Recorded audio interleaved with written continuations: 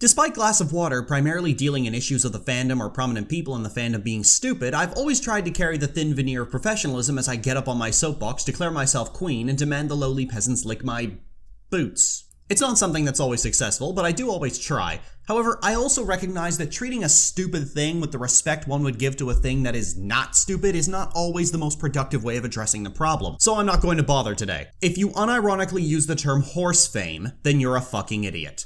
Horse fame is yet another brony neologism. One thing the brony fandom loves more than anything else is taking already existing concepts, adding a slightly pony-themed word to it, and then pretending like their fandom has a special and exclusive aspect to it. To use a famous example, for some reason we call masturbating clopping, and then somehow the idea that someone in a fandom masturbates to porn of that fandom, despite being an aspect of every fandom, became such a massive and controversial talking point that we still have people in the brony community using I don't clop as a virtue, despite it being a largely neutral and strange piece of information. Another prominent example is anti-brony, for people who either harass people in the fandom or criticize it. I don't know any other fandom who approaches being insulted or criticized as some kind of political statement except maybe gamers. Horse famous is just the most recent and annoying of these. First coined sarcastically by Tommy Oliver, the term started being used unironically to refer to the analysis community and other people who became successful on YouTube. Why YouTubers and not artists or animators? Well, being successful on YouTube requires you to have some degree of a personality that you're willing to make public, while success as an artist in the brony fandom is wholly dependent on whether or not you're willing to draw Twilight in lingerie.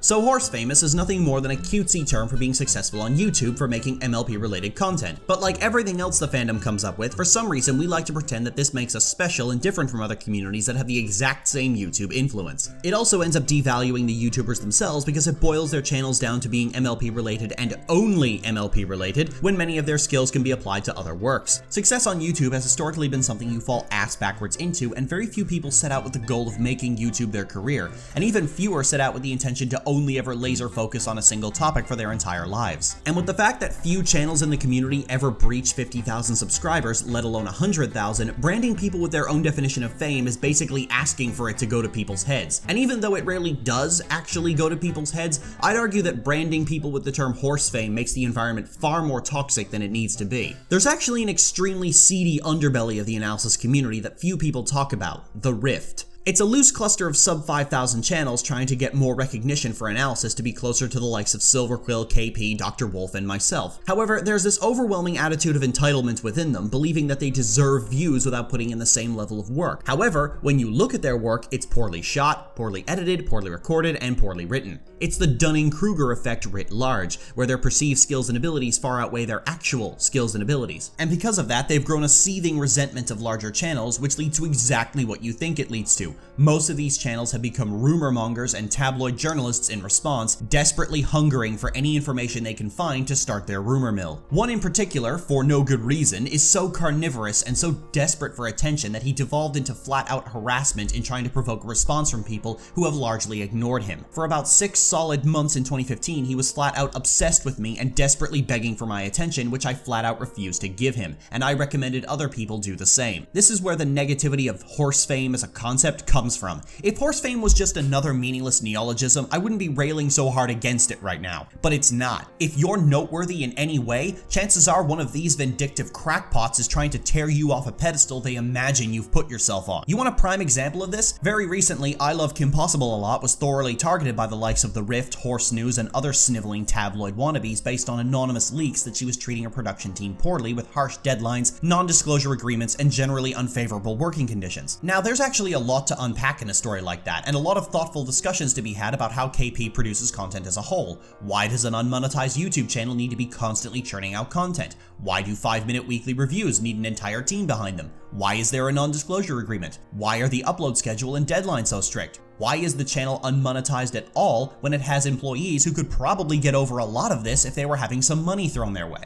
And these questions all became magnified when KP released her own apology video stating that she was completely unaware of these issues, implying that her production team had either never mentioned anything to her or mentioned it in a flimsy and weak-handed way. This is not something I'm unfamiliar with. Josh once complained to me directly that the Analysis Anarchy team was having issues with KP, not wanting to contribute to the writing. When I asked what had happened when they confronted KP with this issue, he told me they hadn't. Now that right there was the problem. They had a concern, and they weren't speaking up about it, so it went completely unaddressed. rest. In fact, Josh himself repeated this behavior with me a few months later. And if KP's own colleagues and peers can be this unwilling to speak up when there's a concern, it's completely reasonable to assume that people who are doing volunteer work for her can do the same. That's a lot of things to unpack, and it's important if you're covering a story like this that you approach it responsibly. But guess what? Nobody did. What actually happened was a lot of sensationalism about slave labor, a lot of screaming incoherently into a microphone, and some worthless puff pieces about the dangers of horse fame. And if you thought our good old friends at the Rift were going to suddenly approach a very volatile subject that relies a lot on he said, she said with responsibility intact, then you are wrong and need to go back to internet school. The Rift is the analysis version of Greenlight devs, shameless hacks who will step over anyone to stumble their way into the very horse fame they have so much seething contempt for. It's just that they don't have a Jim Sterling to constantly shine a light on their bullshit and provide attention to the few people in the Rift who are actually talented enough to get out of that circle jerk.